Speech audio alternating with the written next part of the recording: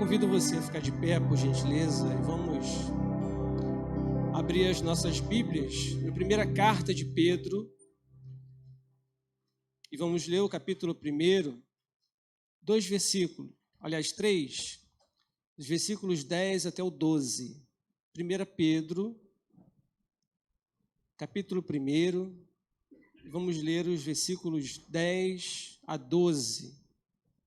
Eu farei essa leitura e peço que você acompanhe, e depois não feche a Bíblia, porque nós vamos comentar sobre esse texto.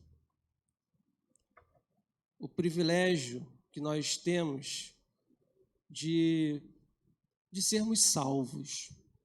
Isso é um grande privilégio. Mas privilégios também trazem responsabilidades. Diz assim a palavra do Senhor. 1 Pedro, capítulo 1, do 10 ao 12.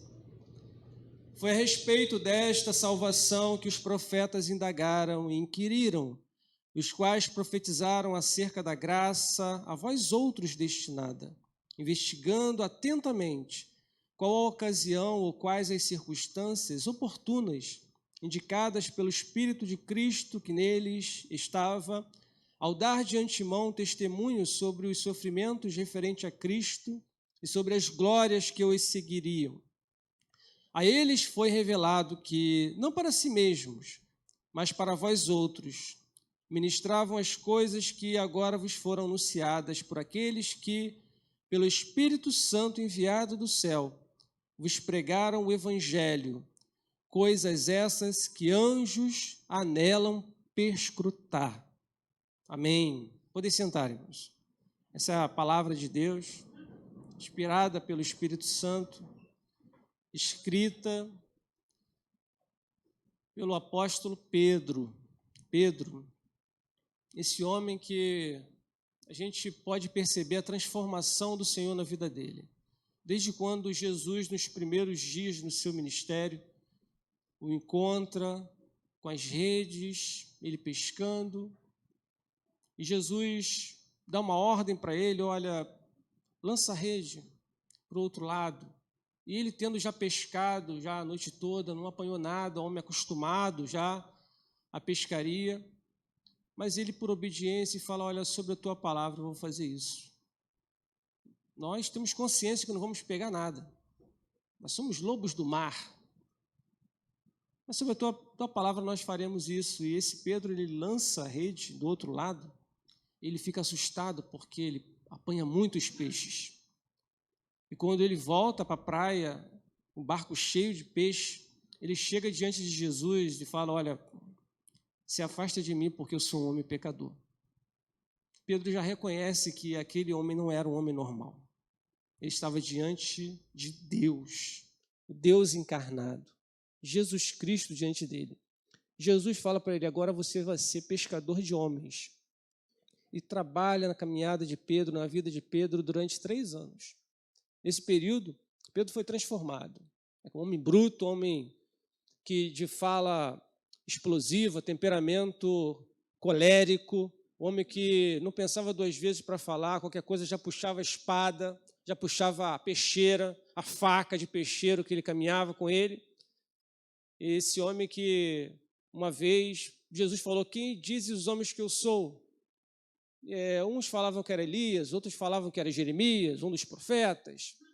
E Pedro, recebendo a revelação do Espírito Santo, fala, tu és o Cristo, Filho do Deus vivo. Esse Pedro que uma vez Jesus multiplicou pães para muita gente. E depois Jesus fez um discurso duro para essa multidão. E falou, vocês estão me seguindo não por milagres. Vocês estão me seguindo não porque eu tenha que ser senhor de suas vidas, mas simplesmente porque eu multiplico pão, porque eu multiplico peixe. Vocês estão atrás dos milagres. E muita gente foi embora porque achou aquele discurso duro. E Jesus olha para os discípulos e fala para Pedro, inclusive, e fala, vocês também querem ir? E Pedro, Senhor, para quem iremos nós? Só tu tens palavra de vida eterna. Esse Pedro, ele foi caminhando com Jesus, até que um dia ele confiou em si mesmo, achando que ele já era alguém capacitado, e falou, olha, Senhor, esses discípulos aqui podem até te negar. Eu nunca. Eu daria a minha vida pelo Senhor. E Jesus fala, Pedro, cuidado, porque essa mesma noite, antes que os galos cantem, 3 vezes você vai me negar.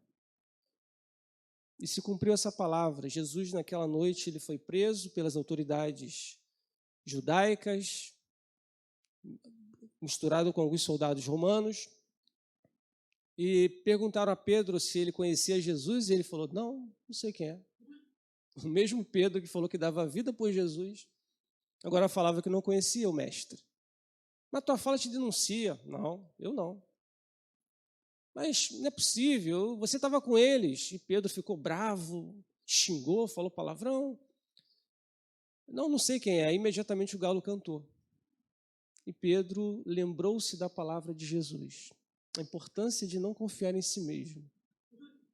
E naquele momento Jesus olhou para ele, numa distância, estava acontecendo lá já o julgamento. E Jesus olha para Pedro, apenas olha para ele. E diz o texto que Pedro chorou amargamente. Amargamente. Você imagina você receber um olhar de alguém em que você acaba de negar. Pedro, ele foi trabalhado. E depois que Jesus ressuscitou, convidou a Pedro num momento de reencontro. E Jesus perguntou para Pedro, você me ama? Pedro, amo? Então apacenta as minhas ovelhas. Apacenta as minhas ovelhas. E foi essa pergunta feita 3 vezes, e 3 vezes tive a mesma resposta. Apacenta as minhas ovelhas. Quando o Espírito Santo desceu sobre os discípulos, na festa judaica do Pentecoste, Pedro foi aquele que se levantou, esse mesmo homem rude, pescador, homem que não era letrado, segundo os costumes judaicos, os mestres do judaísmo, mas esse homem se levantou e para uma multidão de judeus, ele pregou o evangelho. Ele pregou o evangelho. Ele falou sobre o profeta Joel e falou, olha, o que estava escrito pelo profeta Joel, que nos últimos dias o Senhor derramaria o seu espírito sobre toda a carne. Isso se cumpriu agora. Se cumpriu agora. E em Jesus, esse cumprimento é pleno. E antes que ele terminasse o sermão dele, em Atos capítulo 2, as pessoas já estavam com seu coração condoído pela palavra de Deus e perguntaram, o que faremos? E Pedro fala assim, olha, arrependam-se, para que sejam batizados em nome de Jesus e sejam apagados os vossos pecados. E ali nasce a igreja primitiva, com mais de 3.000 pessoas convertidas ao Senhor, pela operação do Espírito Santo, na instrumentalidade desse homem, Pedro. E passou bastante tempo, a igreja foi crescendo, e nós estamos aqui por volta do ano 64. Quem está governando Roma é Nero, governador, imperador, extremamente cruel, que ceifou a vida dos seus parentes para não ter com quem disputasse ali o governo. Esse homem é responsável por acusar os cristãos de atear fogo em 10 das 14 localidades de Roma, na cidade de Roma. No ano 64, por volta de julho, 10 das 14 localidades de Roma foram incendiadas. Não se sabe por quem, alguns dizem que foi Nero, mas não se confirma isso. Mas o fato é que pegou fogo e muita gente morreu, centenas de pessoas morreram. E nessas localidades havia muito templo dedicado a deuses pagãos. E como os cristãos já eram hostis nessa época, foi uma perfeita oportunidade para que Nero acusasse os cristãos desse evento. E a perseguição intensificou. Todo mundo que era cristão, então, passou a estar na mira, não só das autoridades romanas, mas de muitas pessoas que perderam seus parentes e acabaram ficando também hostis aos cristãos. E é nessa época que Pedro vai pegar e vai escrever essa carta. Provavelmente ele está em Roma. Se você caminhar até os últimos versículos da primeira epístola que ele escreve, você vai perceber, lá no versículo 13 da carta, no capítulo 5, quando ele escreve: aquela que se encontra em Babilônia, também eleita, vos saúda. E quando ele usa a expressão aqui, o nome, né, Babilônia, possivelmente Pedro está se referindo a Roma. Porque a Babilônia era aquela cidade que abrigou os judeus na diáspora. O Reino do Sul foi exilado lá para a Babilônia, então acabou tendo essa imagem, né, de um local de perversidade, de deuses pagãos, mas que ali também tem um povo escolhido de Deus que está exilado ou preso. Então ele usa possivelmente esse nome como código para dizer que eles estão em Roma. Eles estão em Roma. Há um estudo e uma tradição muito forte para afirmar para acreditar que Pedro está em Roma escrevendo essa carta. E ele escreve para esses irmãos que estão espalhados. Se você olhar o iniciozinho da carta, Pedro ele se dirige aos forasteiros, às pessoas que estão dispersas, espalhadas no ponto, lá no versículo 1 do capítulo 1, na Galácia, na Capadócia, na Ásia, na Bitínia, irmãos em Cristo que estão espalhados por essas cidades. Eram cidades que ficavam na Ásia Menor, hoje Turquia, e estavam espalhadas ali várias igrejas, pequenas igrejas, e elas se reuniam em casas, não tinha templo nessa época. Eram pessoas que se reuniam em pequenos grupos para meditar na palavra dos profetas, nos salmos, na Torá, para cantar hinos, geralmente eram os salmos que eram cantados, e para participar da ceia do Senhor. E um ficava edificando o outro, e assim que eles se reuniam para edificar, para fortalecer a fé, eles se reuniam em casas. E Pedro ele vai escrever de uma forma que ele traz a lembrança a esses irmãos que a perseguição estava se intensificando e seria pior, daí para pior. Ele escreve essa carta para falar sobre a graça de Deus. Se você voltar lá no capítulo 5, você vai ver esse objetivo que ele escreve. Por que ele escreve essa carta? No capítulo 5, no versículo 12, ele diz assim: por meio de Silvano, alguém que o auxiliava a escrever essa carta, que é fiel irmão, como também o considero, vos escrevo resumidamente, exortando e testificando de novo que esta é a genuína graça de Deus, nela estáis firme. Então ele fala de forma resumida sobre a graça de Deus. Eu tenho feito algumas reflexões nessa carta, e eu sempre incentivo a ler, a que você leia a carta de Pedro, porque ali está um resumo, né? Aqui está um resumo da graça do Senhor, dos principais ensinamentos de Cristo. Nessa carta de Pedro são 5 capítulos, e você consegue ler isso num fôlego só, de uma vez só, os 5 capítulos. Ou se você tiver dificuldade, lê um capítulo por dia, mas leia meditando em cada versículo, orando ao Senhor, e esteja realmente aberto, o coração aberto para as verdades que nessa carta estão ensinadas, são maravilhosas. Maravilhosas. Se a gente observar os assuntos que são abordados logo no início, ele se dirige a esses irmãos na condição de eleitos. Vocês que são eleitos segundo a presciência de Deus, Pai, em santificação no Espírito, no versículo 2, capítulo 1, para obediência e aspersão do sangue de Jesus Cristo. Então ele inclui a trindade envolvida aqui na eleição desses irmãos. Toda a trindade envolvida.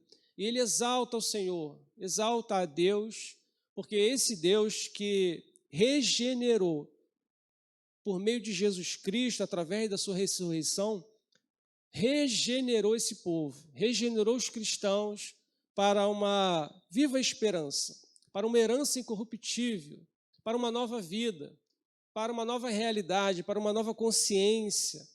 E nessa caminhada, há uma proteção do Espírito de Deus. No versículo 4 diz isso.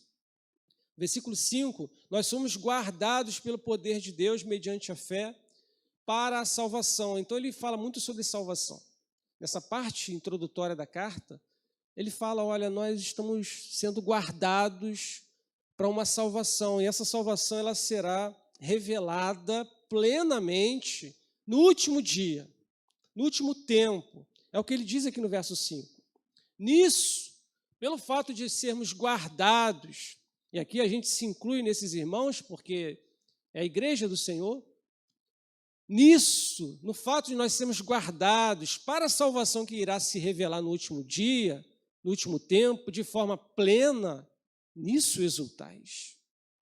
Esse exultai aqui dá uma ideia de regozijo ao extremo. Você já teve isso? Um regozijo ao extremo, que você não sabe, você não tem palavras. Alguns choram, outros dançam, não tem palavras para expressar uma alegria imensa.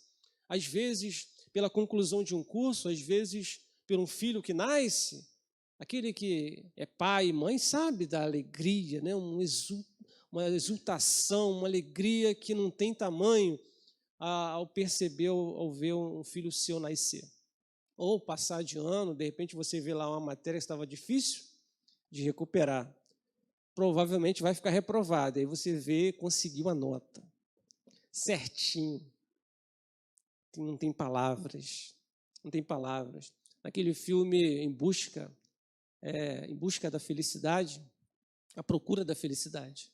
Quando aquele personagem ele alcança um emprego lá no seu estágio, ele sai na rua, mas com uma alegria. Aí ele fala, isso é felicidade. Aí Pedro está falando assim, está vendo? Nisso exultais. E ele já chama atenção para esses irmãos para o fato de nós sermos chamados à salvação. Ele se dirige a eles como peregrinos, forasteiros, e já vai dando essa ideia de que, olha, mesmo que vocês passem por uma prova, e no versículo 7 ele fala isso, vocês receberam uma fé e essa fé só recebe a sua autenticidade, ela é provada no fogo, como o ouro.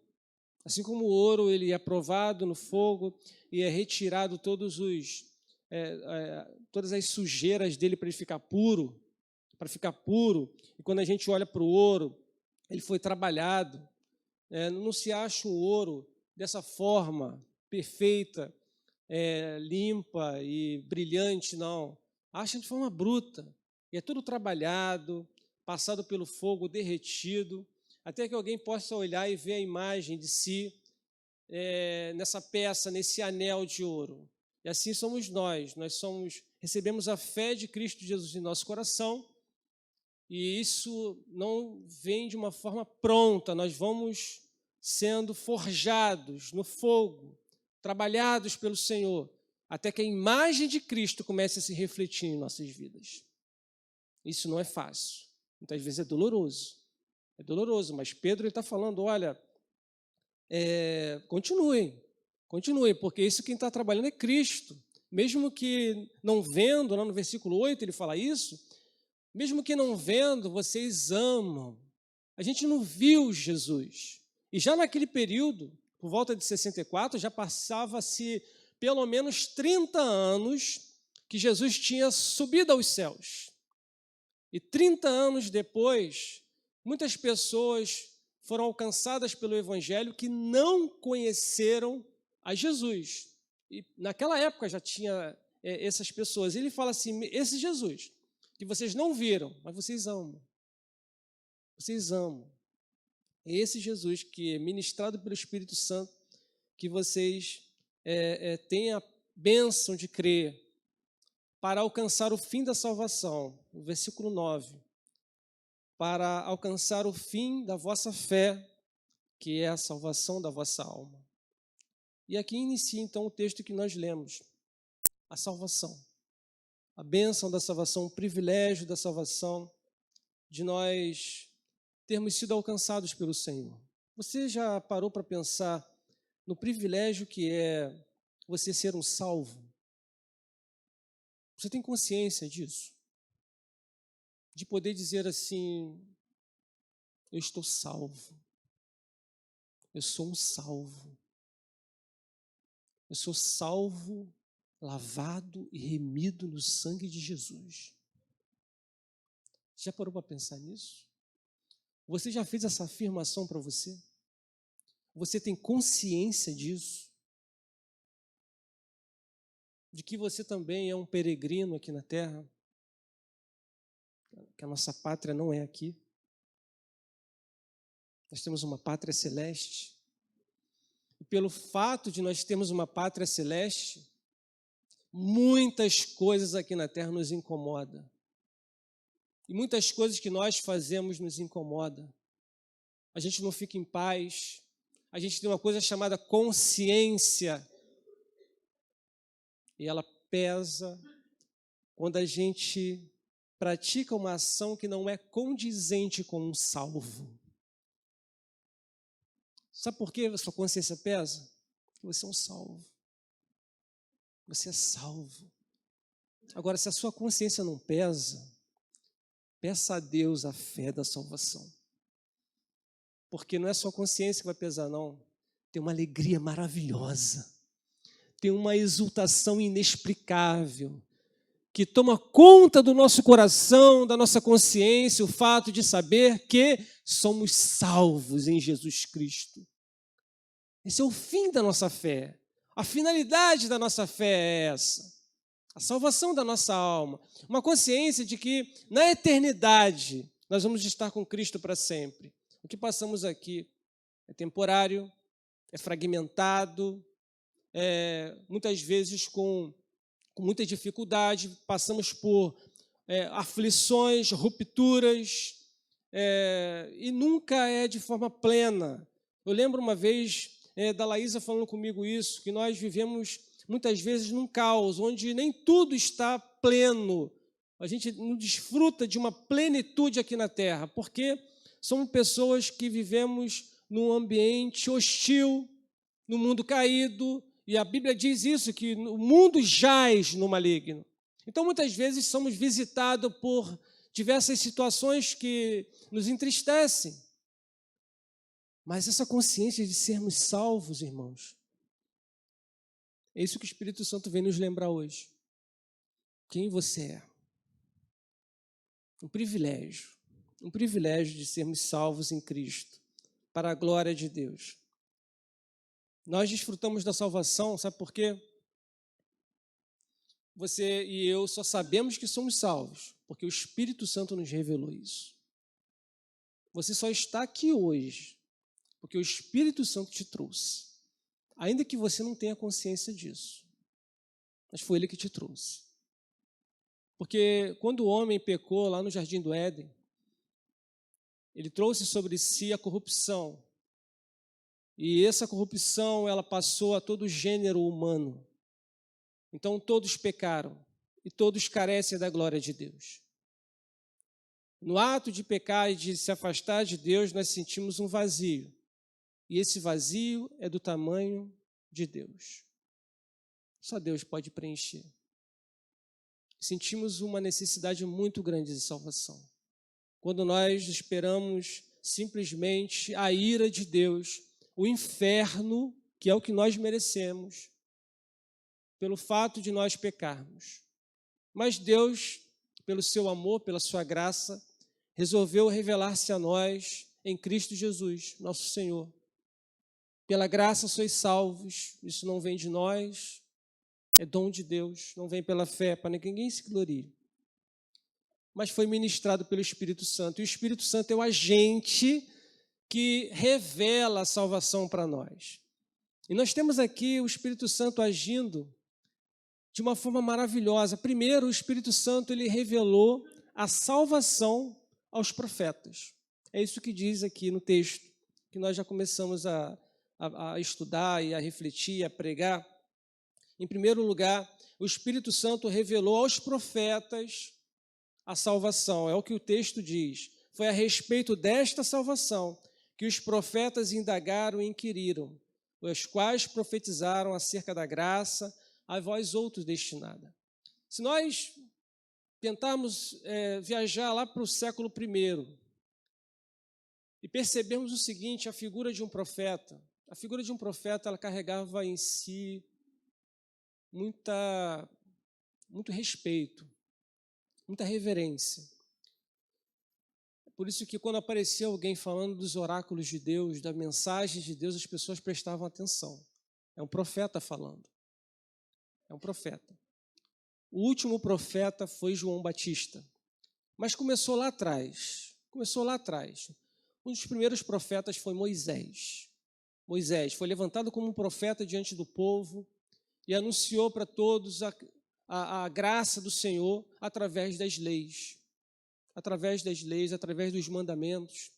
E outros profetas foram surgindo, e esses profetas tiveram a revelação do Espírito Santo acerca da salvação. Só que eles mesmos ficavam preocupados, e a ideia aqui eles inquiriram, eles investigaram, eles ficaram preocupados porque eles estavam sendo visitados por uma graça e por uma revelação que não era para aquele tempo. Ia acontecer no futuro ainda. Há centenas de anos depois, e um exemplo aqui eu trago o profeta Isaías. Ao profeta Isaías foi revelado coisas maravilhosas, e ele profetizou 700 anos antes de Cristo nascer. E primeiro, Isaías teve a revelação do nascimento de Jesus. No capítulo 7, verso 14, está escrito, eis que a virgem conceberá e dará à luz um filho, e lhe chamará Emanuel, porque o menino nos nasceu, um filho se nos deu, o governo está sobre os seus ombros, e o seu nome será Maravilhoso Conselheiro, Deus Forte, Pai da Eternidade, Príncipe da Paz. No capítulo 11, verso 1, ele fala do tronco de Jessé sairá um rebento, e das suas raízes um renovo. Está falando do nascimento de Jesus. Mas imagina só, irmãos, você ter uma iluminação, uma revelação que vai acontecer ainda muitos anos depois.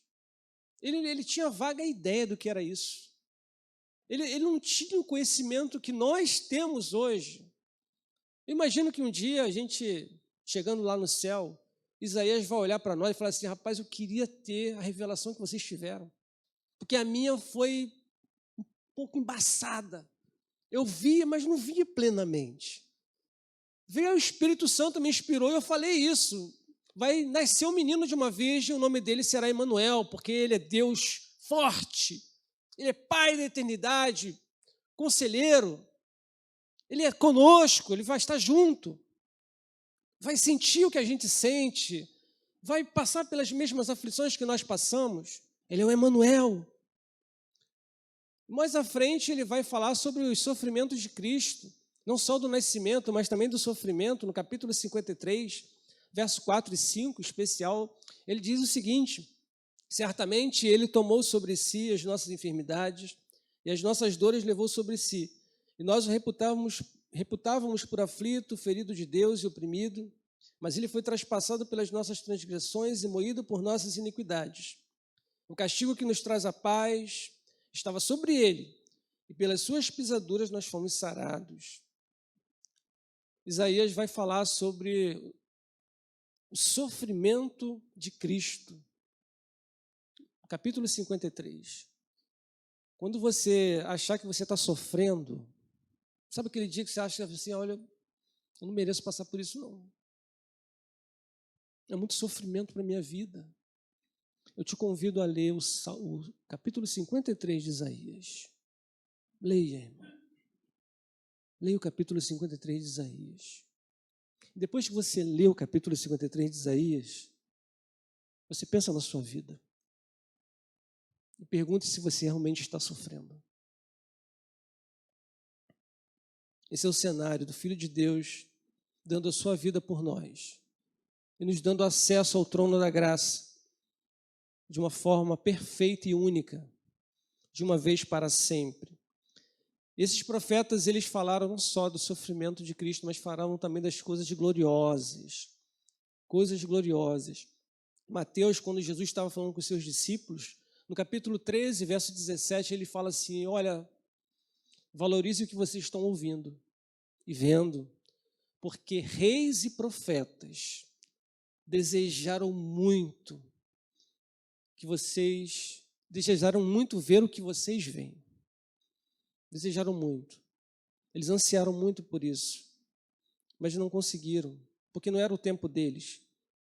Os profetas do Antigo Testamento, incluindo o último, que foi João Batista, já na Nova Aliança, já no Novo Testamento, eles não conseguiram compreender plenamente. Tanto que Jesus, quando começou a pregar, a iniciar o seu ministério, João Batista estava preso, ele mandou perguntar, é o Senhor mesmo? Os discípulos de João Batista foram a Jesus e perguntaram, é o Senhor mesmo que havia de vir? Ele teve dúvidas. E Jesus fala para João, que os cegos veem, os surdos ouvem, as maravilhas de Deus são manifestadas às pessoas, o evangelho está sendo pregado, ou seja, os sinais estão acontecendo. E João Batista certamente entendeu a mensagem. Era ele. Mas para nós hoje, irmãos, essa mensagem do nascimento, do sofrimento de Cristo, que impacto isso causa no nosso coração? Isso foi profetizado já no Antigo Testamento. Os profetas falaram sobre isso, inspirado pelo Espírito Santo. O Espírito Santo revelou a eles. De modo que a gente, quando lê a Bíblia, a gente não precisa ignorar o Antigo Testamento. A gente não precisa deixar o Antigo Testamento de lado, por não mencionar a palavra Jesus. Toda a Bíblia aponta para Jesus. Se você tiver qualquer dificuldade de entender qualquer texto do Antigo Testamento, pensa em Jesus. Como esse texto se aplica a Jesus. Aí você vai conseguir compreender o texto. Porque ele é a chave de interpretação de toda a Bíblia. Toda a Bíblia fala sobre Jesus. Quando Jesus estava no caminho de Emaús, ele falou com os seus discípulos, 2 discípulos estavam tristes e estavam desanimados. E Jesus falou com ele, olha, expôs toda a palavra de Deus, a lei, os profetas, os salmos, e mostrou para eles que toda a palavra falava sobre Jesus. Os discípulos ficaram animados com aquilo. O coração deles ardia quando Jesus expunha a palavra, as Escrituras, porque elas testificam de Jesus. Logo, irmãos, a nossa salvação, John MacArthur ele fala isso no livro Evangelho de Jesus. A nossa salvação é grandiosa, porque ela foi pronunciada em toda a Bíblia, tanto o Antigo como o Novo Testamento.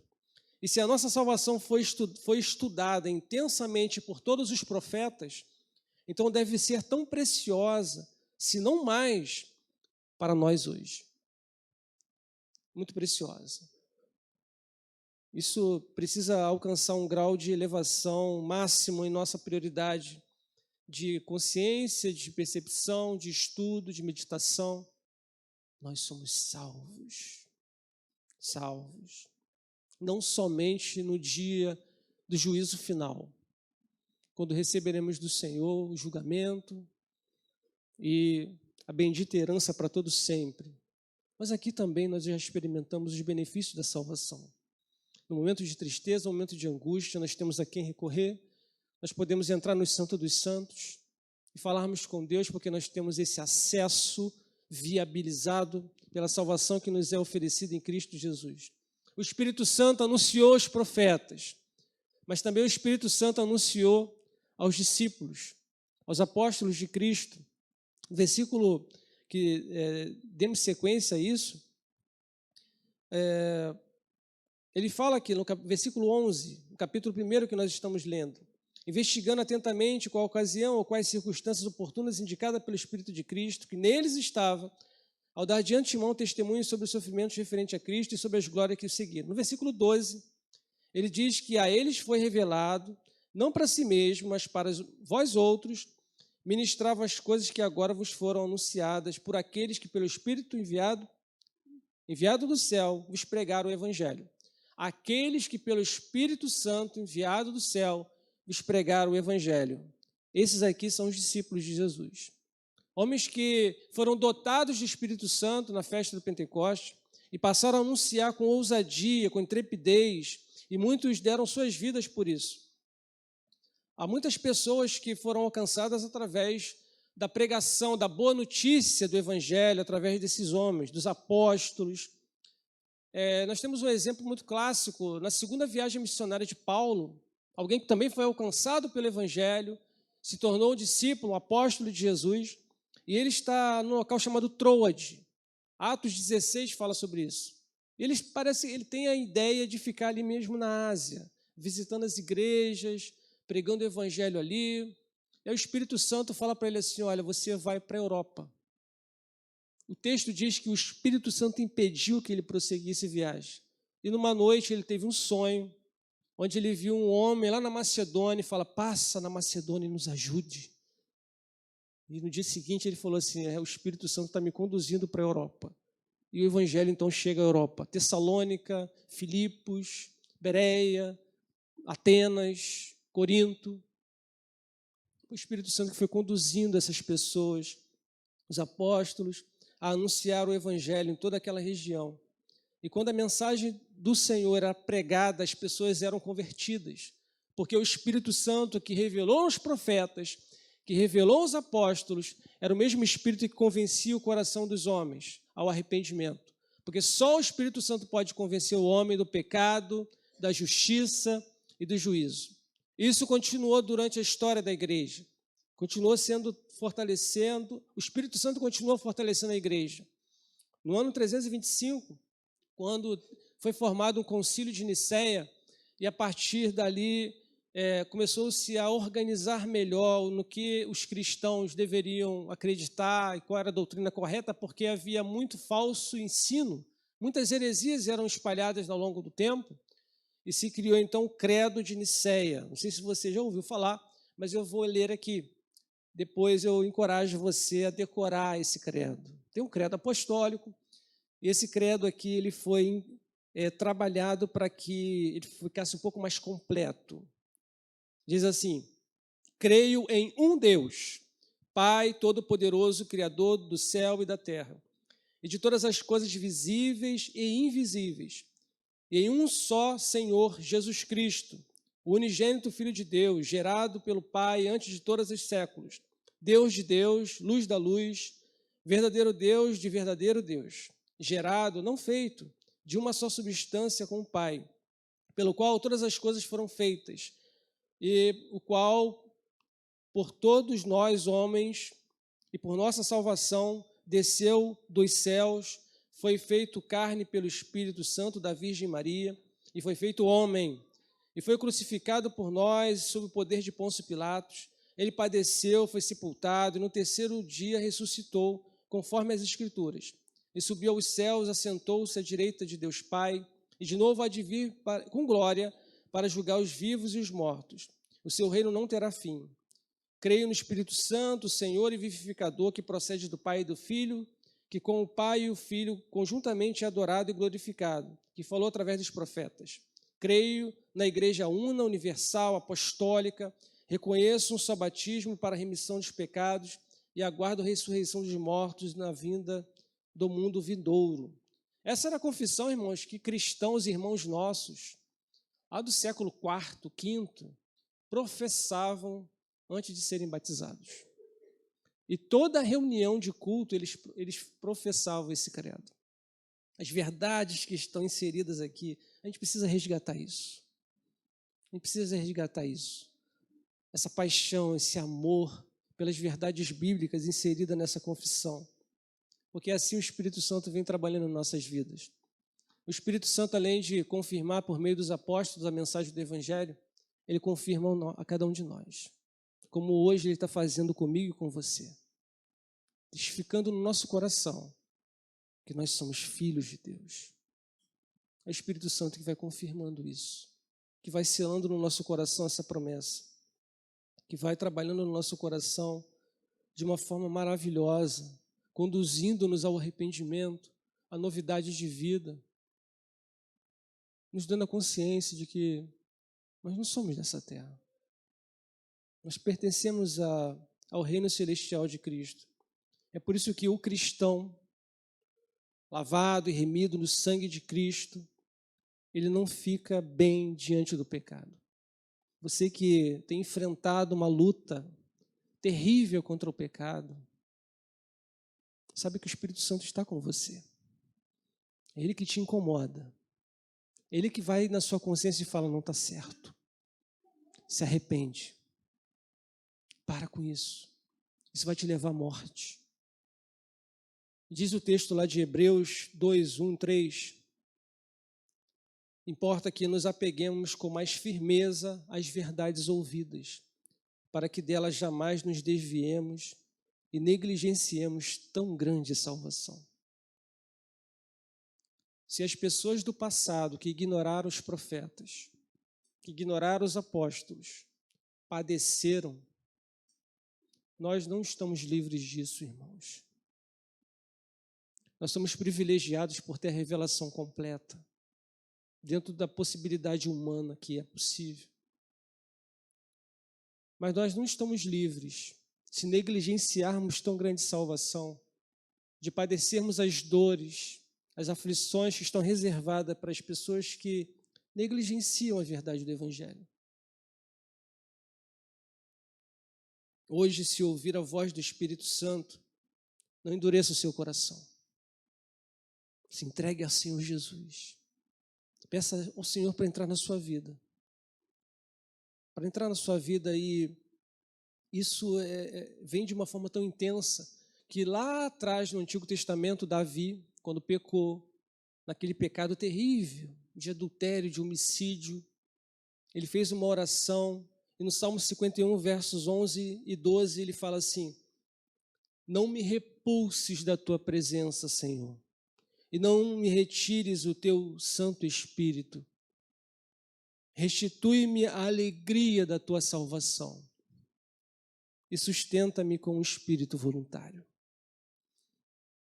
Uma das maiores bênçãos da nossa vida, irmãos, é termos a alegria da salvação. Porque nada pode roubar isso de nós, a não ser o pecado. O pecado, ele tira essa alegria. Parece que o Espírito Santo se afasta. E aí tem essa oração, não me lance fora da tua presença, Senhor, e não me retire o Espírito Santo, porque se o Espírito Santo sair de mim, eu vou perder esse conforto, esse consolo que ele faz dia e noite no meu coração, na minha consciência. Eu quero manter a alegria de ser um salvo. Nada, absolutamente nada nessa vida substitui isso. Somente o Espírito Santo. Isso nos impulsiona a caminharmos em direção ao arrependimento.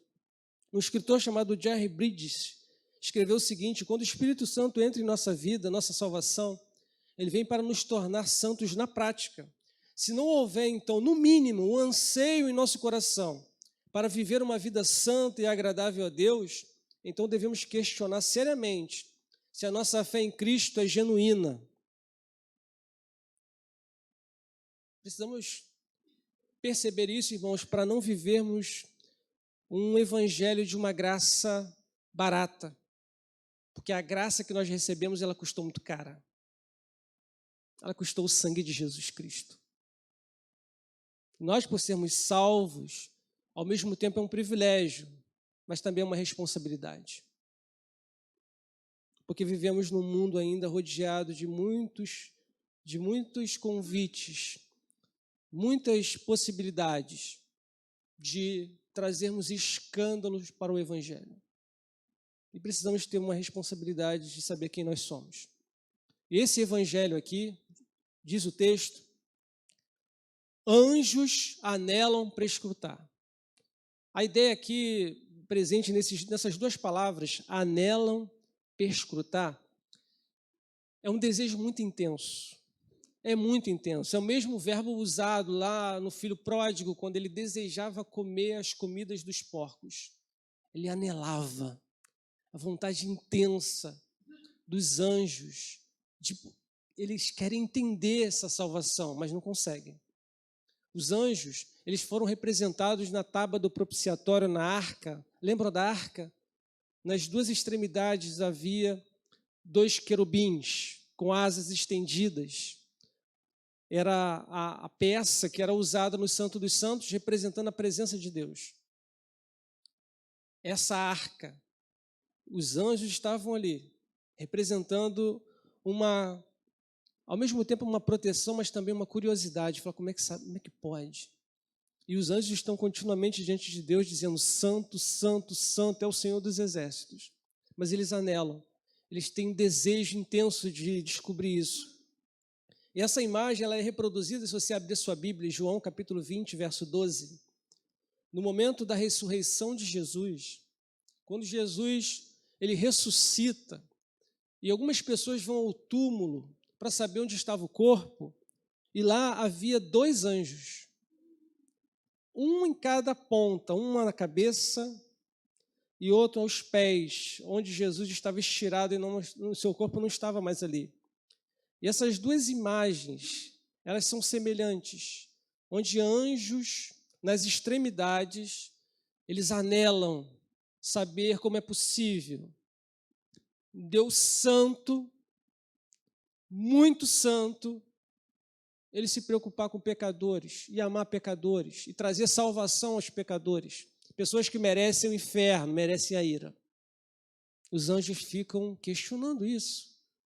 É isso que o texto diz.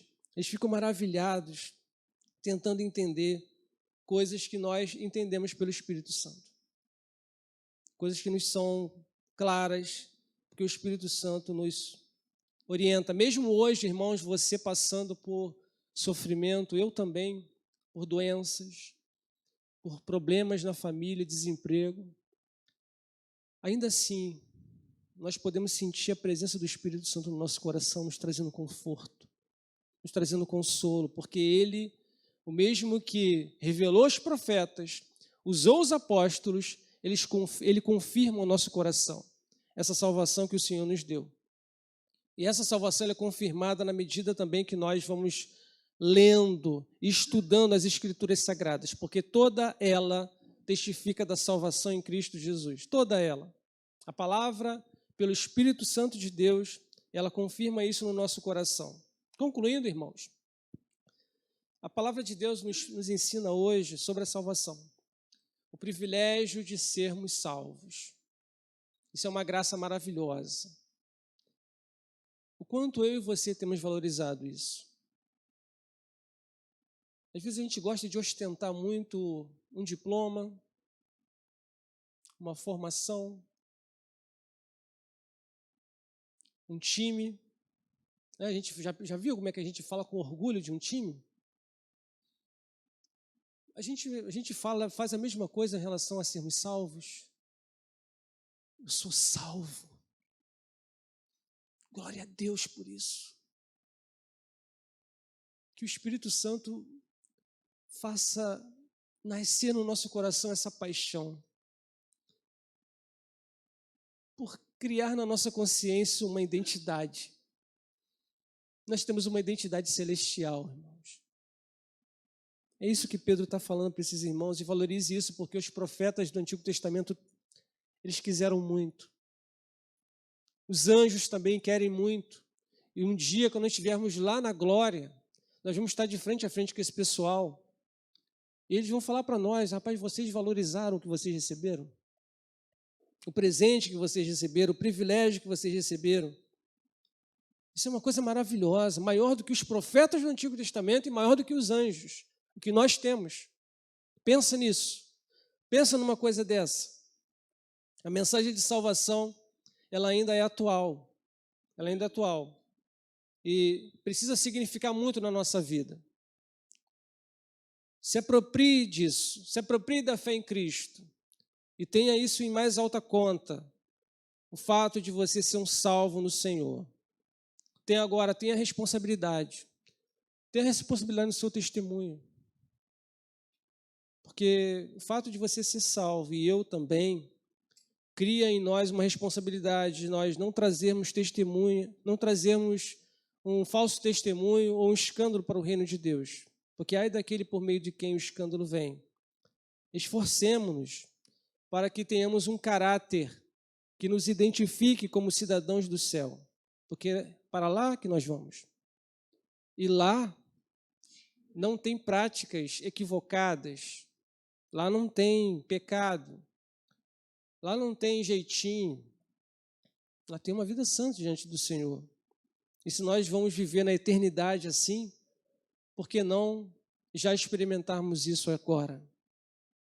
A forjarmos o nosso caráter em direção à santidade.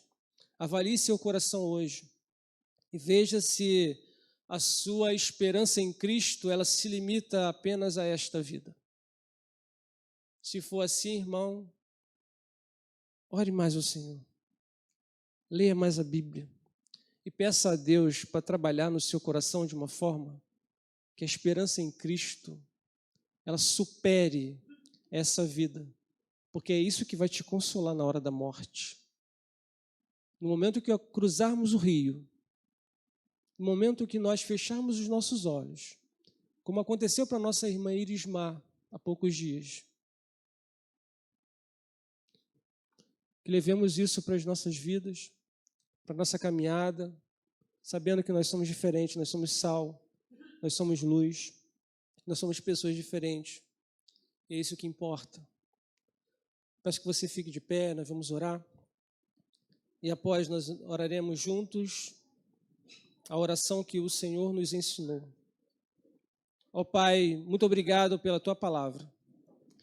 Obrigado, Senhor, porque o Senhor nos trouxe revelação pelo Teu Santo Espírito, uma revelação que já começou lá atrás nos profetas, ainda que não de forma completa, porque eles pesquisaram, quiseram saber de forma mais atenta quando que isso ia acontecer. E o Senhor revelou a nós, ó Pai, pelo Teu Espírito Santo, através dos apóstolos, dos discípulos do Senhor, na pregação do Evangelho, o Senhor nos trouxe a iluminação do Evangelho, de que nós somos salvos no Senhor, de que nós temos uma identidade celestial, que somos peregrinos e forasteiros nessa terra, Pai. Ajuda-nos, ó Deus, em nossa caminhada. Ajuda-nos a conservar a alegria da salvação em nosso coração. Ó Deus amado, que o Teu Espírito Santo continue sempre nos conduzindo ao arrependimento. Ó Deus, para que possamos não nos acostumar ao pecado, na verdade, odiar aquilo que o Senhor odeia e amar o que o Senhor ama. Ajuda-nos, ó Pai, a sermos melhores cristãos, testemunhas vivas do Senhor, para que sejamos sal e luz nessa terra. Ajuda-nos, ó Pai, a valorizarmos isso, a valorizarmos o fato de sermos salvos no Senhor. E aquele ou aquela, ó Pai, que ainda não tem essa certeza, que Teu Espírito Santo ministre esse coração, que o convença, e que essa pessoa possa Te aceitar como o único e suficiente Salvador de sua alma, para a glória do Teu nome, Senhor. Nos dê uma semana em paz na Tua presença e encerramos a oração que o Senhor nos ensinou. Pai nosso que estás nos céus, santificado seja o Teu nome, venha o Teu reino, seja feita a Tua vontade, assim na terra como nos céus. O pão nosso de cada dia nos dá hoje. Perdoa as nossas dívidas, assim como nós perdoamos aos nossos devedores. Não nos deixes cair em tentação, mas livra-nos do mal, pois Teu é o reino, o poder e a glória para sempre. Amém. Amém.